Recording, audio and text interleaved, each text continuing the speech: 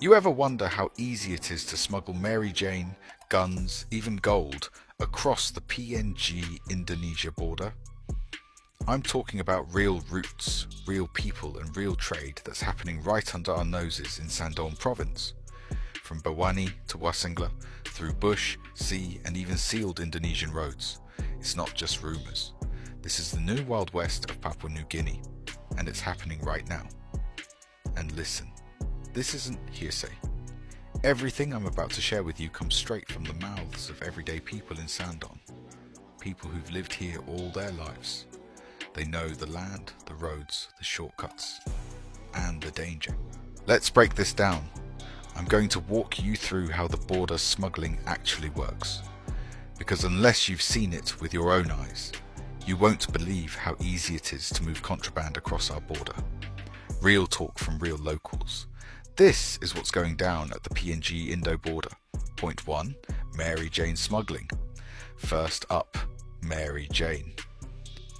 If there's one thing that flows freely through this border, it's cargo belong wara.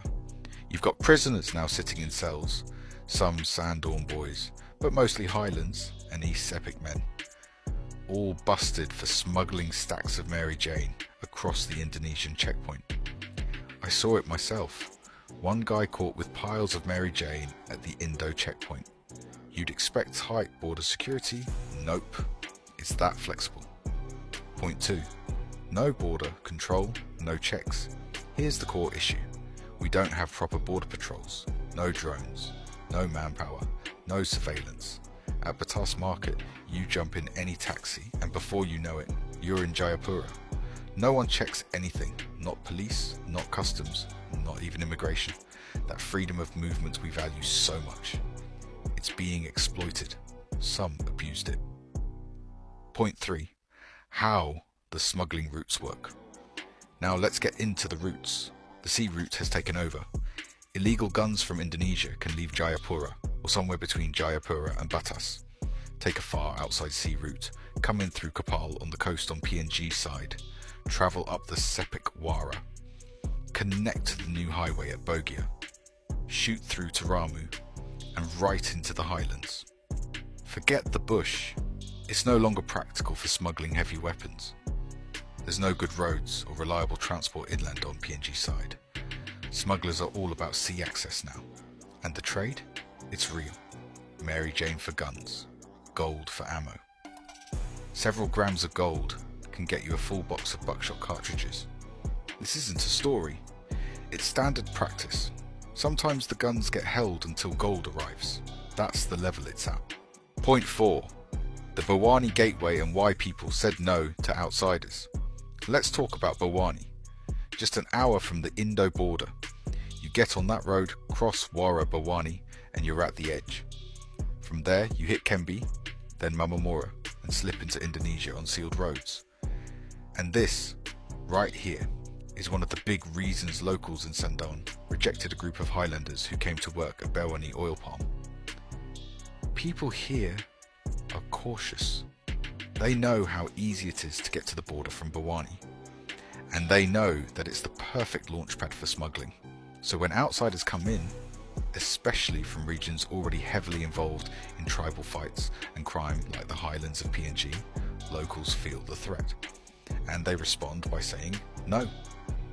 Point 5. Wasengla, Waris and no security. From Wasengla, you can literally look a few kilometers across and see Waris, a fully developed Indonesian town. The contrast, on the other side of Indonesia inland, is wild. Sealed roads, clean towns, and open access. Meanwhile, PNG's border patrol inland? Almost zero. It's only the Indonesian army that's active. And even they don't bother checking what's entering PNG. They're more concerned about what's going into their own side. Locals cross over casually, day in and day out. If Indonesia's army hears a tip from PNG side that someone is going to cross to Indonesia with some illegal things, they might act. Otherwise, it's all systems go. Point 6. Indonesia telecom cell penetration. Here's another layer. Indonesian telecom signals go 15 miles into PNG territory. That means locals near the border aren't using Digicel or B-Mobile. They're using Telkomsel from Indonesia.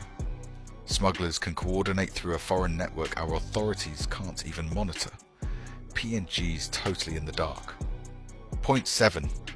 Forgotten communities. Places like Kembi and Wazangla in PNG side didn't even accept ballot boxes during the last election. Why? No government service, no trust in the system. They've been forgotten. And when your own government isn't present and the neighbouring country is just a short walk away with sealed roads, mobile service and no checks, it's easy to see why people start leaning toward what's easier. The challenge. So now you know, from the locals of Sandaun themselves. This border isn't a mystery. It's a revolving door for Mary Jane, guns and gold. No patrols, no checks, no real presence from PNG, but a strong foothold by Indonesia.